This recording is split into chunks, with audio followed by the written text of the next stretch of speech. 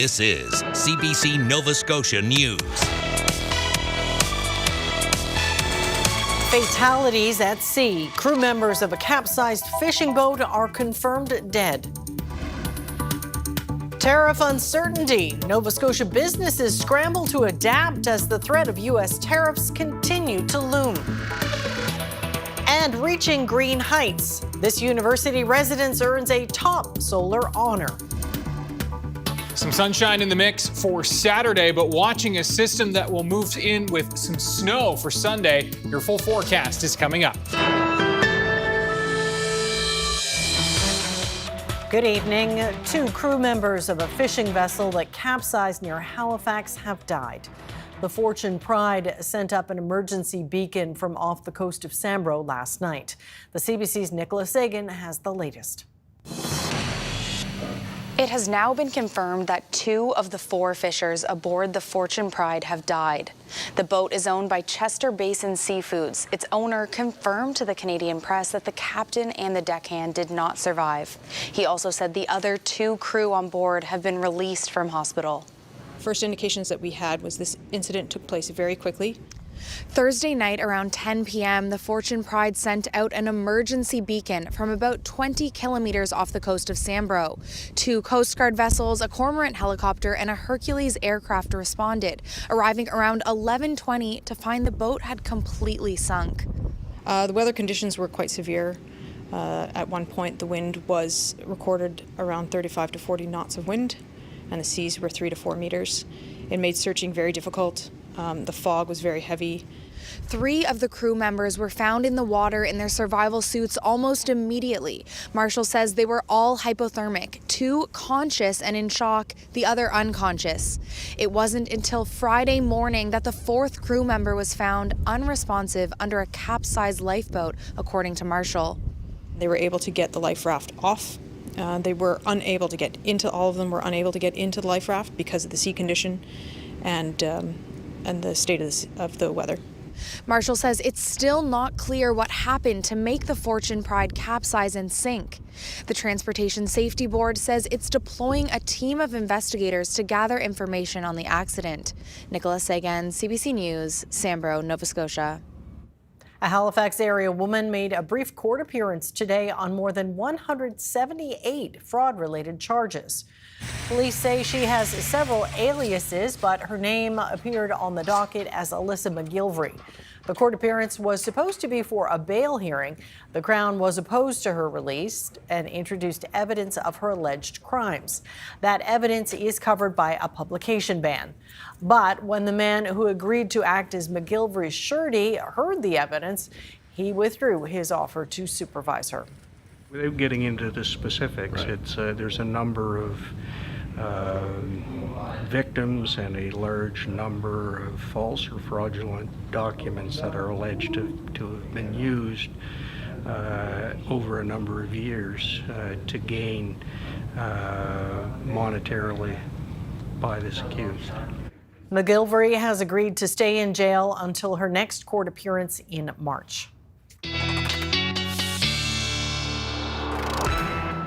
All right, Ryan, the weekend is here. How's it shaping up? Looking like a nice start to the weekend with lots of sunshine, Amy. Temperatures not too bad for this time of year. As you can see, highs across the province on Saturday are going to range between about -3 and -5. Those westerly winds adding a little bit of a bite to the air, but the sunshine will go a long way. Now for Sunday, we do have some snow on the way and the winds coming in from the northeast on Sunday. Let's time it out. This is the system and it will spread in early Sunday morning, spreading in quickly, and most of the day we'll be seeing some snow falling. Now, it'll just be light and steady throughout the day. The bulk of this system is still looking set to track to the south, so we're not going to get the most significant snowfall from this system thanks to that track, but slow and steady throughout the day means it will add up. And based on the latest track, it does appear, again, that most significant snow will stay to the south. That said, much of Nova Scotia looking set right now to range between about 5 to 10 centimeters of snow. And again, the southwest of the province, closest to the track, is our best chance to see amounts in the 10 to 15 centimeter range. This would be Yarmouth and Shelburne, up towards Lunenburg. And so remember, if the track does happen to edge up a bit further to the north, some of these totals could change. We'll have another look at this with your 7-day forecast coming up in a few minutes, Amy. All right, we'll talk to you then. Thanks, Ryan. Thank you. Well, uncertainty around the potential U.S. tariffs is causing problems for some Nova Scotia businesses. That's despite U.S. President Donald Trump pausing the implementation of the sweeping tariffs for 30 days earlier this week. Andrew Lamb reports. Canada might have staved off Donald Trump's tariff threat for now, but there's still uncertainty in the air, and that's causing chaos and forcing some Nova Scotia businesses to adapt. Sawmill business Freeman Lumber is one of those making changes.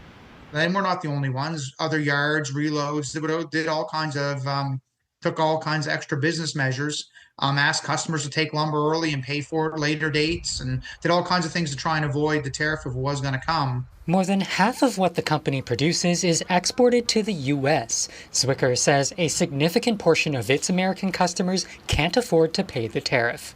It has been that chaotic, that disruptive, and that uncertain. Zwicker says the uncertainty has even led to contract changes for orders in the industry.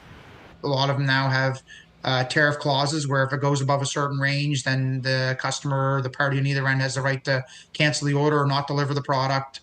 Meanwhile, for seafood processing company Lewisburg Seafoods, the tariff threat is complicating decades-long relationships with its American customers.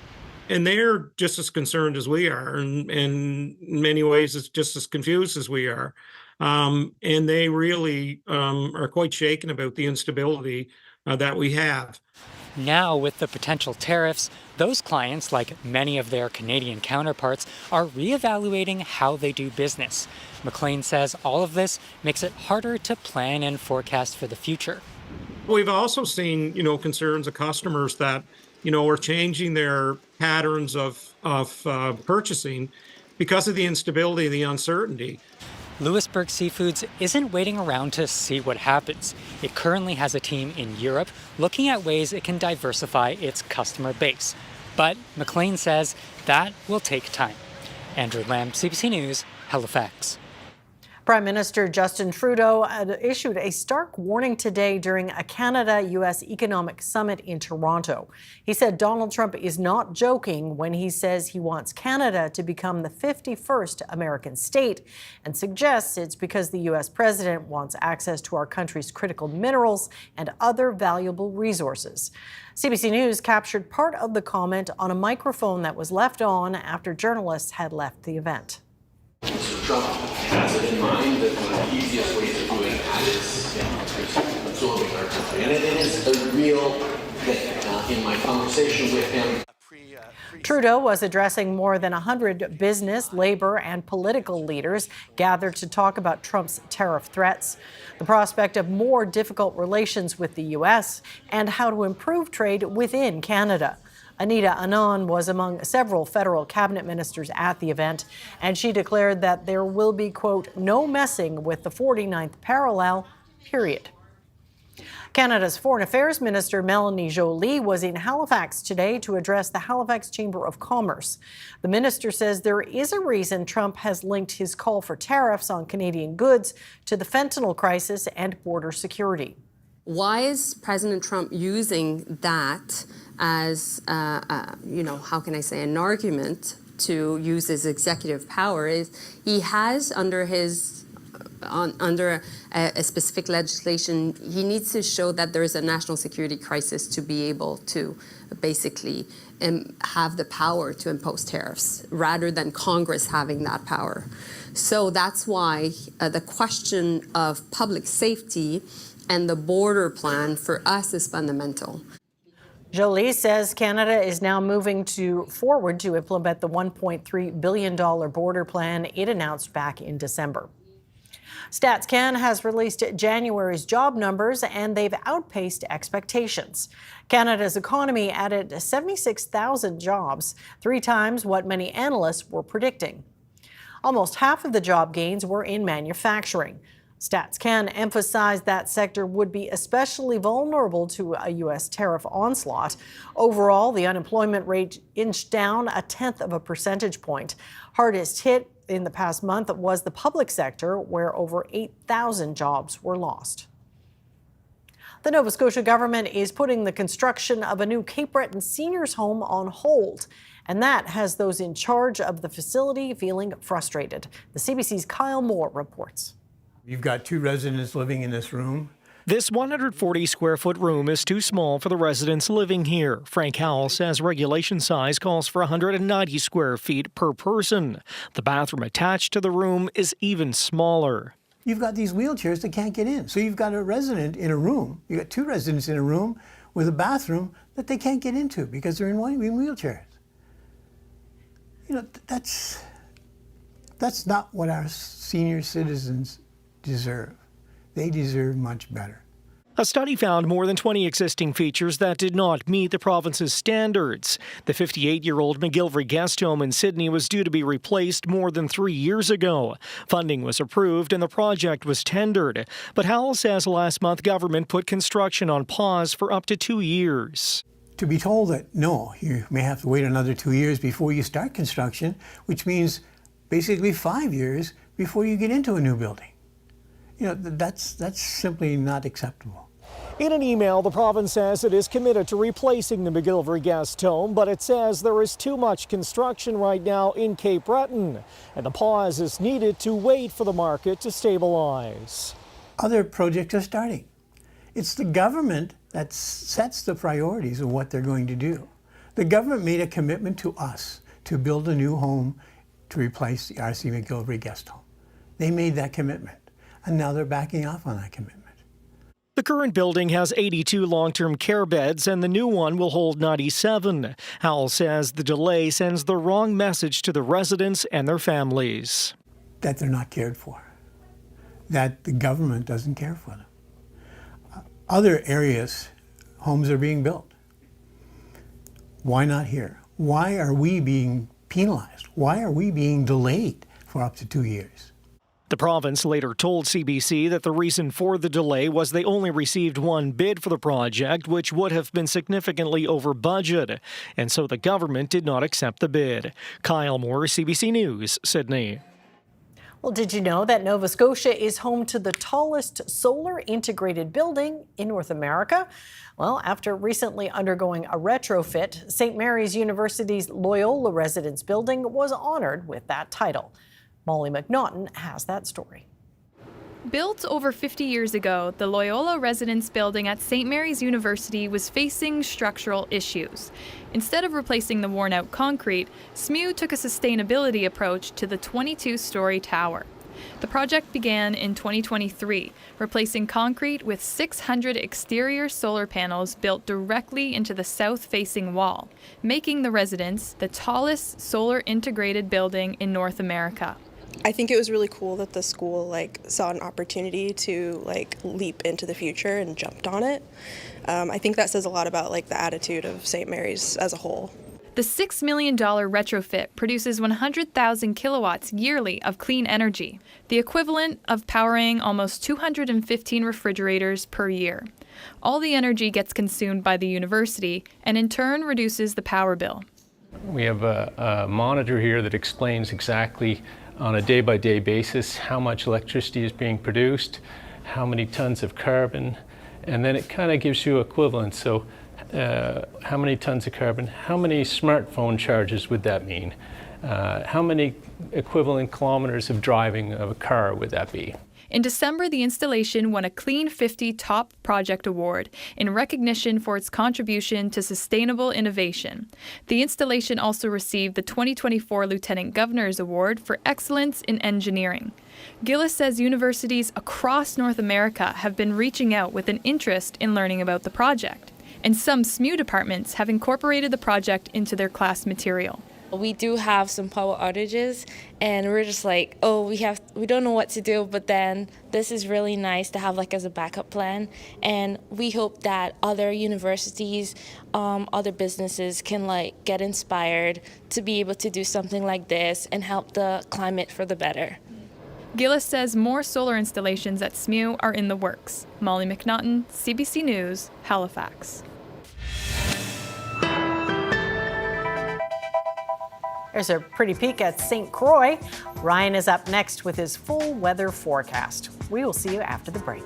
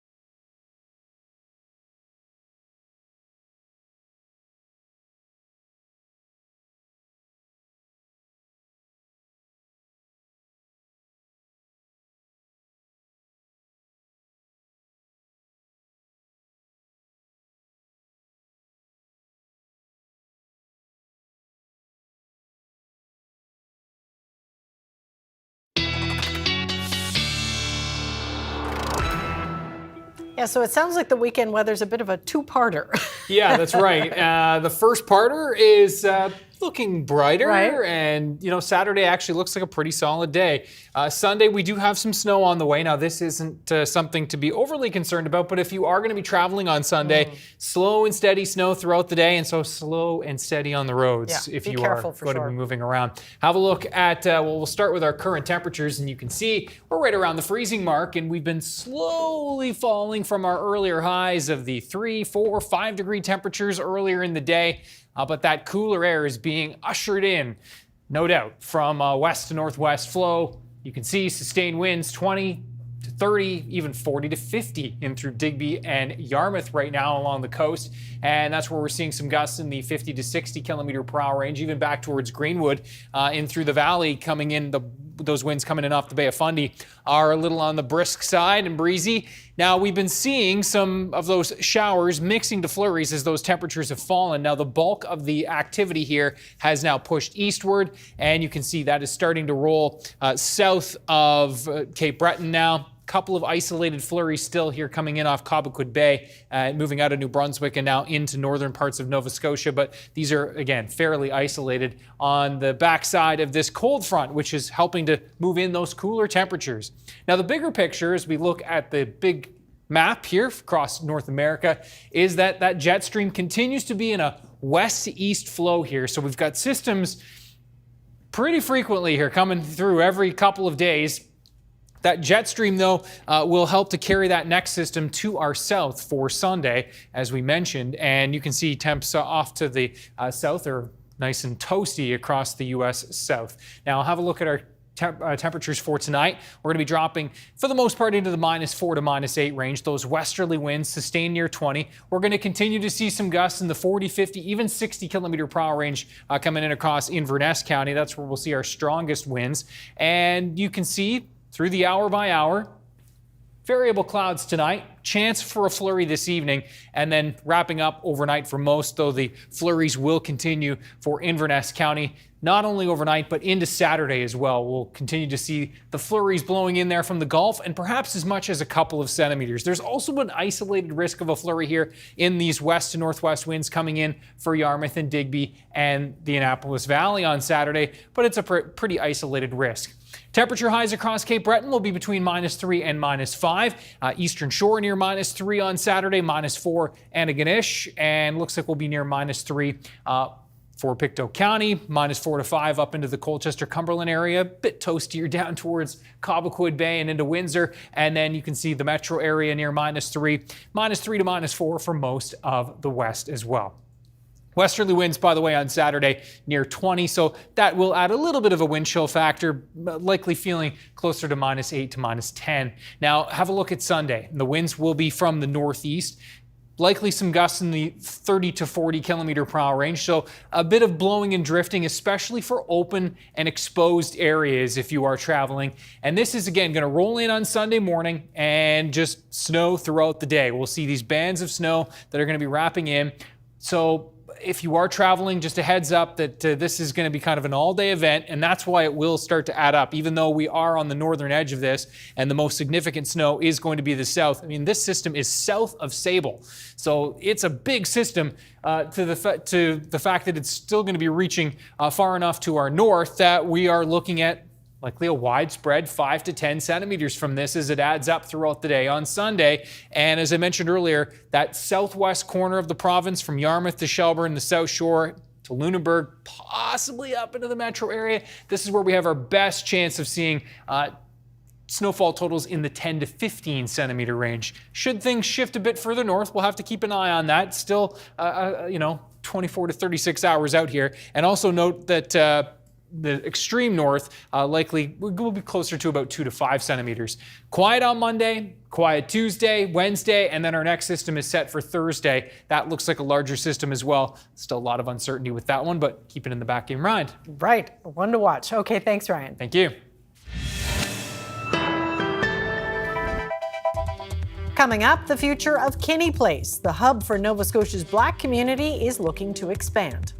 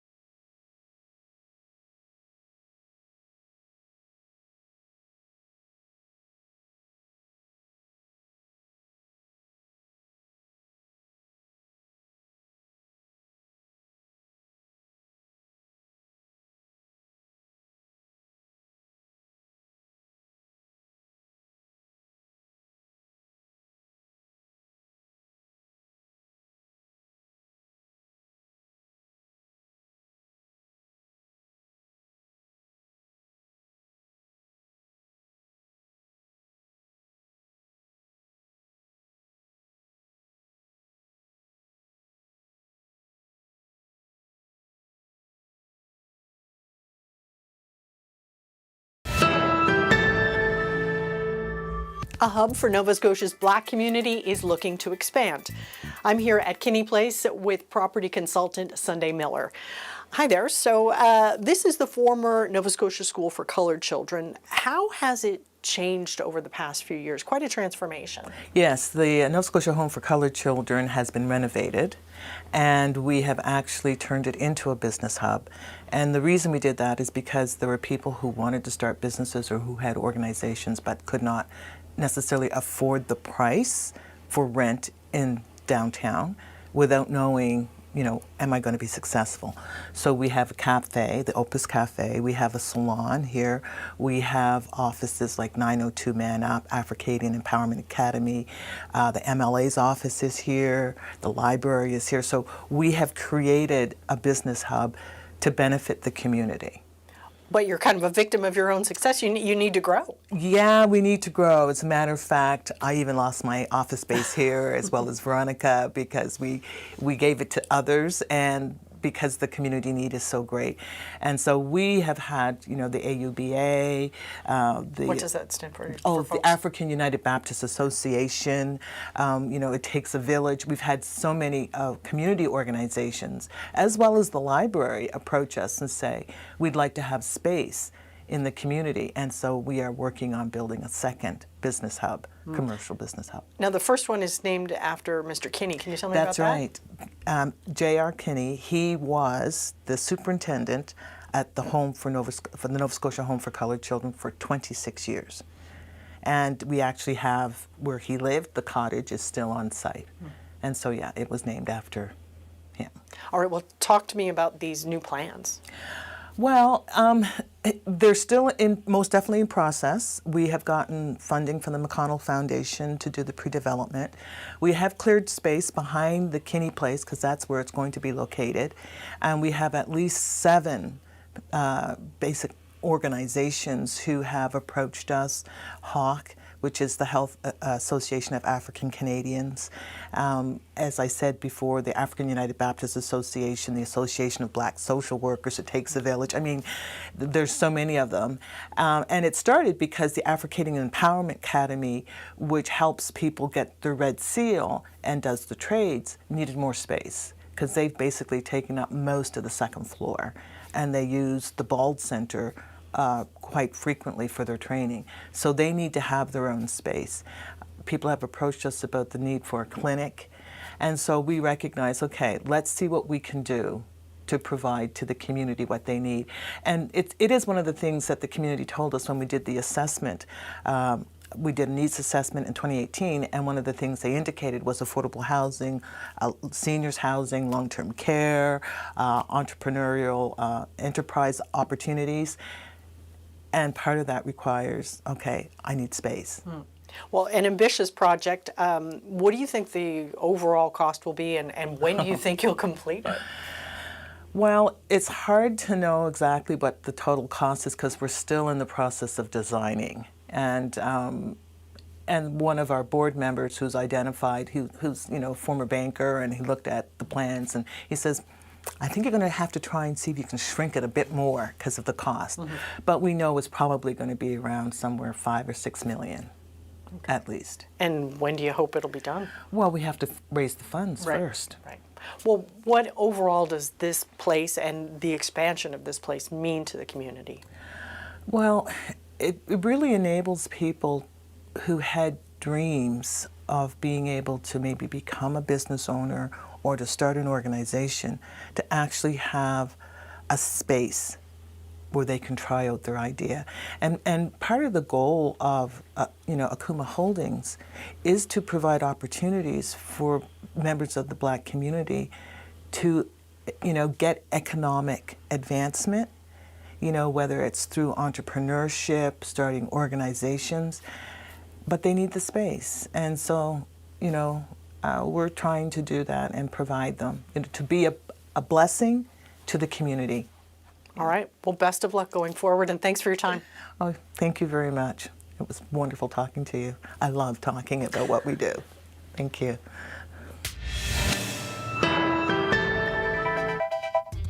Coming up, getting caught in the crossfire of the U.S. trade war with China.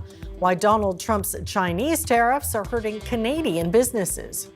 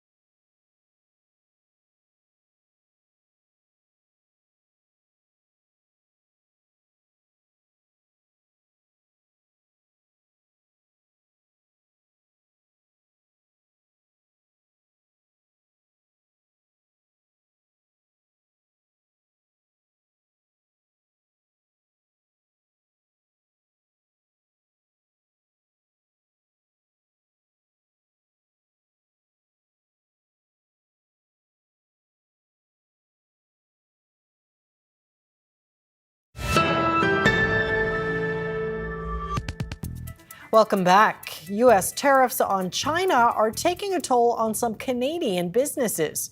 Many small companies use Chinese materials in their Canadian-made products destined for the U.S. An exemption is supposed to protect them from the duties on Chinese goods. But today, the White House signaled that exemption could soon be revoked. Anis Haydari reports. This underwear is sold by Canadians and shipped from Canada, but they might face a U.S. tariff on China because they contain material made there. It could mean sticker shock for Americans. Those parcels are going to get to those U.S. customers, and there's going to be additional tax that they're going to have to pay that they may not have been aware of. If that tax happens, it's because the Trump administration is talking about eliminating something called the de minimis exemption. That exemption eliminated tariffs on shipments from China to the U.S. when they're worth less than $800. That includes shipments from Canada, like clothes, if they're made with Chinese materials. This Montreal pantyhose maker is already laying off staff, in part because that exemption may go away. 85% of its sales are to the U.S. This is an incredibly difficult decision to make. You're affecting people's jobs, people's livelihoods. You're adding uncertainty into their lives. And without the exemption, the party's over for U.S. consumers who love cheap orders from retailers like Temu or Shein. Virtually all of those shipments come in on a de minimis basis. No duties are paid, no taxes are collected. And so if you're a U.S. retailer, you're probably not thrilled about that. A change would make Chinese competition more expensive, something U.S. competitors might like. For now, the Trump administration says it won't eliminate the exemption until it has an easier way to collect the money. It's underwear made from trees. Underwear made from trees, kind of like bamboo, right? But Canadian businesses say they need clarity. They don't know how these tariffs might work or if they'll even be collected. When the rules are so vague, it becomes almost impossible to decipher what needs to actually be done. And that is really, it's very frustrating to have to deal with. The hope is any taxes on this underwear are brief. Anis Hedari, CBC News, Calgary. Dozens of countries have joined the International Criminal Court in blasting U.S. President Donald Trump for imposing sanctions on its staff. In its response, the Hague-based court is promising it will continue to provide, quote, justice and hope around the world despite Trump's executive order. That new order authorizes economic and travel sanctions targeting people who work on ICC probes into U.S. citizens or allies such as Israel. Well, challenges to books are on the rise in Canada. Now an investigation by the Fifth Estate has revealed a shadow war on libraries. Mark Kelly reports on the battle over books, bans, and the freedom to read. The Airdrie Public Library, just north of Calgary, finds itself caught in the crosshairs of a culture war targeting libraries across Canada and the U.S. Under fire, books about sex education, gender identity, or titles with gay themes and characters, like this one. It just teaches kids about Pride Festival and what happens at them. So this one, along with quite a few other titles we've had, were found actually in our toilet in the women's washroom. Kelly Lawson has been tracking which library books have been drawing fire, and there are plenty. In 2023, there were 4 times more book challenges in Canada than the pre-pandemic average. You have that right to choose for your children what they view. It's not your responsibility or right to choose for other people. Who here feels that horrible things are happening in our libraries? David Parker is the founder of the grassroots movement Take Back Alberta, which aims in part to change the face of the province, one book at a time, one library at a time. What are the horrible things, in your opinion, that are going on in the libraries? Well, they're introducing them to a sexual identity. Right? They're introducing them to a sexual way of being. They're making sex primary. Children don't need that. Children need to be children. Calls for crackdowns on libraries have been answered across the country, with protests and counter-protests. Libraries have faced legal threats and bomb threats. Do you think these attacks on books and libraries is the message that LGBTQ and trans folks don't belong in this country? Absolutely. It's really kind of a first step towards a broader redefinition of who is truly part of Canada. As for those books in Airdrie with a target on their spine? Just so we're clear, all these books that got thrown in the toilet, we reordered. So we'll bring them back for people. Mark Kelly, CBC News, Airdrie, Alberta. The concern around avian flu grew this week with the appearance of the disease in cattle herds south of the border. No cases have been reported in Canadian cows, but the impact is still being felt here. The CBC's Alexander Silberman has the details. Canadian dairy farms are ramping up surveillance after a new strain of bird flu was found in U.S. cattle. We shouldn't panic. We have to watch out and try to keep birds away from the cattle and away from the feed. They're testing the animals coming in, testing milk. The H5N1 virus has sickened dozens of people and millions of birds in the United States. But there's new concern after dairy cattle in Nevada were infected. Officials reporting milk samples detected the D1.1 variant of the virus. Once it is in our dairy herds, it can cause significant amounts of damage. In the U.S., the virus is reducing milk production and sending egg prices skyrocketing. So valuable that thieves stole 100,000 eggs in a Pennsylvania heist. a threat to food security, but also a concern for public health. What's a bit unnerving is there's been a couple of cases, one in Canada and another in the United States, where it's not entirely clear what the source of infection was. The D1.1 strain is the same version that landed a BC teenager in intensive care in November. The first human case of this variant caught in Canada. Health officials still don't know how she caught it. And in Louisiana, a man died after contracting the same strain. We are now seeing multiple spillovers occurring in those dairy cattle. This virologist says the risk is currently low to people who don't work with birds, but warns the illness could eventually spread between humans. That is a potential pandemic in the making, and then the clock is really ticking to contain that initial cluster of cases before it can spread outward into the human population.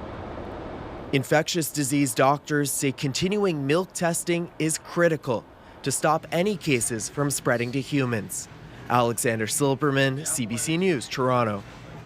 We all love a great deal, but sales might not always be what they seem.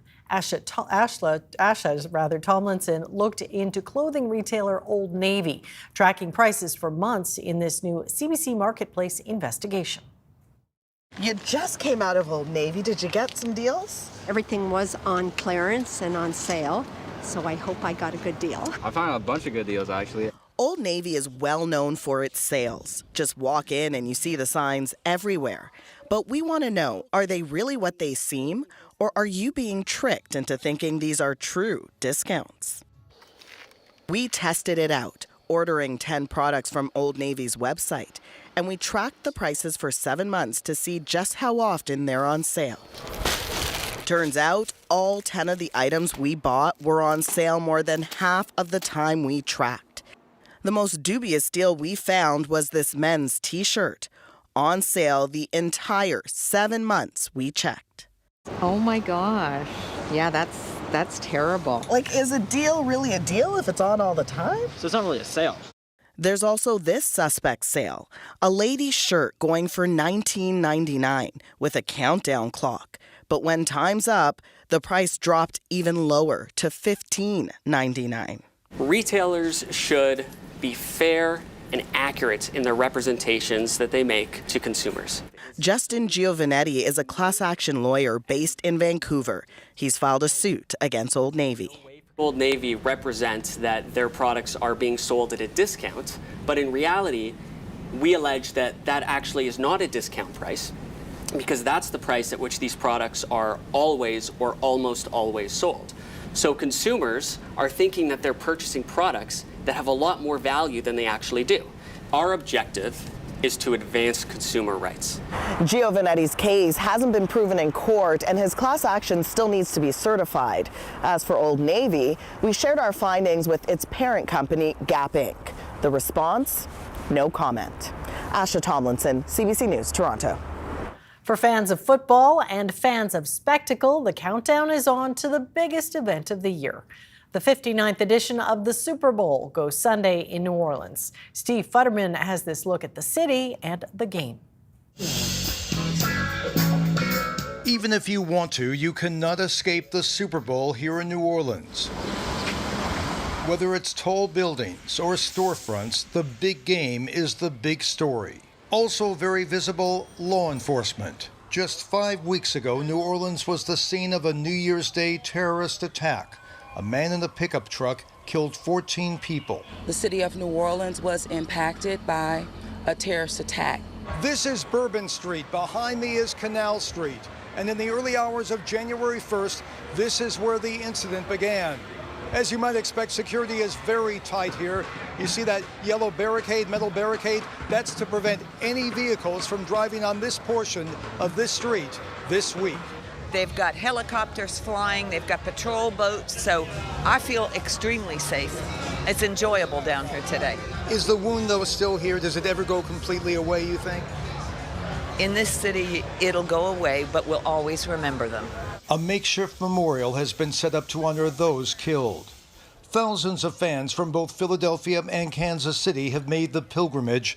They hope to see their team win. I think it's going to be super duper duper close, but I think we're going to win.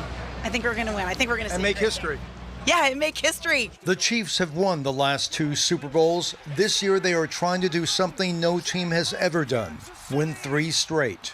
I think you always want to leave a legacy and kind of make your imprint on history, but more than anything, you just want to accomplish a goal that you have with your teammates. Standing in their way are the Philadelphia Eagles. Philadelphia safety Sidney Brown is the only Canadian in this year's game. There's a lot of guys across the league that represent the National Football League, but to be the one Canadian in this game to represent it, I carry that with pride. I'm excited. The big game is 2 days away. People are still arriving here in New Orleans, but the buildup is pretty much over. On Sunday night, we will finally know if the Kansas City Chiefs have made history. Steve Futterman for CBC News at the Super Bowl in New Orleans. Gambling is all about risk, but last fall, medical researchers described a different kind of risk, saying gambling represented an expanding public health threat. And it came as wagering had assumed a new high profile in sports betting. Jennifer Yoon has the story. When millions tune into the Super Bowl this weekend, they'll be getting more than just football. The 2 best teams in football are about to collide. Slick ads like this, selling apps that are effectively a casino in your pocket, open 24/7. How many of you have seen a sports betting ad in the past month? This group of students, athletes, and a coach say they can't escape it. They make the games flashy. You can't watch an entire game without seeing these ads on the court. My friends are doing it, like underage people are doing it too. Researchers in a top medical journal now warning governments gambling is an expanding public health threat and should be treated like alcohol or tobacco. They warn gambling can lead to depression, anxiety, domestic abuse, and even suicide. They don't only just affect the person who gambles, they affect their loved ones, their families, their colleagues, their friends, their relationships. This is literally about winning money. 27-year-old Theodore Oliver, who is in recovery, knows this bitterly well. His gambling didn't just cost him a fortune, it also destroyed a relationship. It was harming the people in my life that I cared about, and I didn't have control over that as much as I thought that I could. On paper, there are different rules put in place and enforced by the provinces, but in practice, it's kind of the Wild West. Foreign websites without licenses in Canada are still accessible here, letting Canadians make bets and making it easier for minors to skirt the rules by putting in fake birthdays. This gambling industry spokesperson says it's on provincial governments to bring in stronger safeguards. I think that's the best way to protect the public, is ensuring that there's regulation for this gaming. The dynamic used to be But a University of Toronto psychologist suggests a different approach. Treat it like cannabis, which isn't as widely marketed. We should be saying, okay, people can gamble if they want, but we are not going to push it aggressively. We are not going to glorify it. As for those picking up the pieces from an addiction, they'd like to see more support, not just for themselves, but for their loved ones. Jennifer Yoon, CBC News, Toronto. Montreal is tightening its restrictions on short-term vacation rentals. It's limiting when people can rent out their primary residences on platforms like Airbnb. As the CBC's Kwabena Oduro reports, it's all in an effort to improve on current rules that have been hard to enforce in a city desperate for affordable housing. Montreal Mayor Valérie Plante isn't happy with the results of the rules that the government of Quebec put in place for short-term rentals. So now her administration is taking extra measures to crack down on illegal ones. For the people that are illegal, they're using ways to take apartments away from Montrealers by making money. I say no more. We're done. We're after you. Starting this year, a short-term rental in a primary residence will only be allowed during a 3-month period in the summer, June 10th to September 10th. People who want to list their homes will need to show proof of a permit from the city. This is on top of the provincial permit. The fine for breaking the rules is $1,000 a night. This is the first time we do this, and we're doing it because we believe that there's not one way to bring back apartment and to have, to give options to Montreal. We need to look at every possible ways, and this is one extra that we're adding in our toolbox. Quebec's housing minister says the provincial government is following the situation closely to make sure the city's new rule doesn't hurt the tourism industry and that a balance is maintained. According to the city, there are roughly 4,000 units available on the short-term rental market, and more than half of them are listed as illegal. Housing advocates in the province are calling this latest move a step in the right direction, but that it won't fix the housing crisis.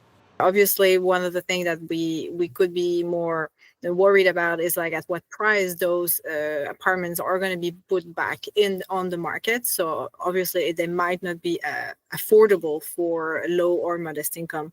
In a statement, Airbnb criticized the city's announcement, stating that restricting housing accommodations for most of the year will only hurt the tourism industry and will not do anything to address the housing crisis.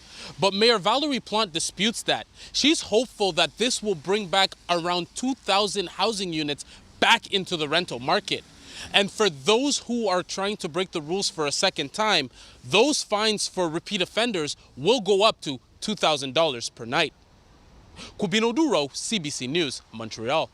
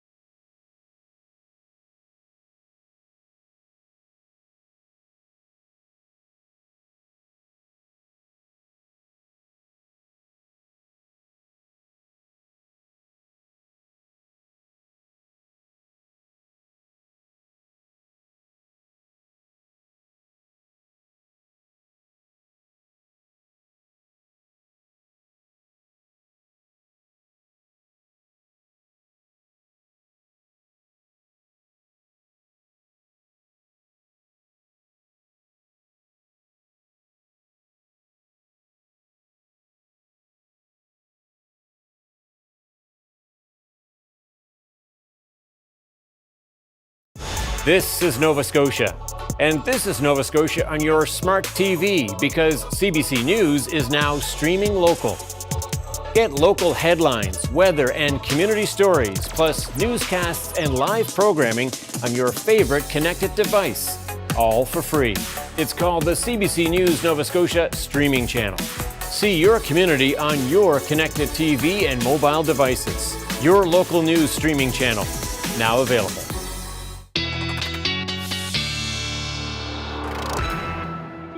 I know you don't like to pick favorites, but it sounds like Saturday might be the favorite child of the weekend, right? I think so, yeah. I mean, if you're a snow lover, then Sunday's going to be great. But if you're a sun lover, then Saturday's going to be the nicer day for sure. It'll be a great day to get out and enjoy. And speaking of the sun, let's have a look at our viewer picture of the day. This one.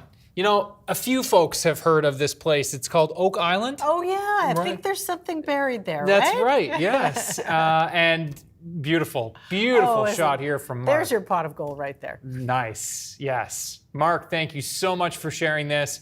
Ryan's picks at cbc.ca.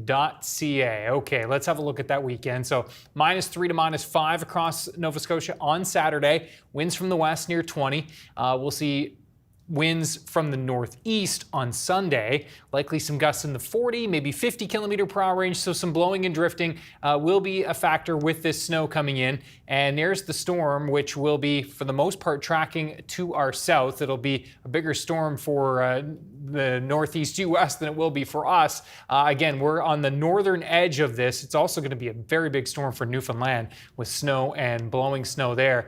Have a quick look at the snowfall outlook.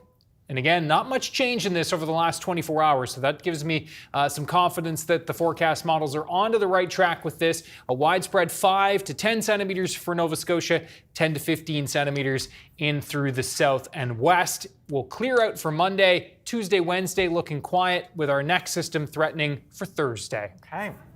Well, you know, it's really tough to blend in when you're young and awkward, not to mention bright orange. This is a 3-month-old baby silvered leaf monkey making its public debut at New York City's Bronx Zoo.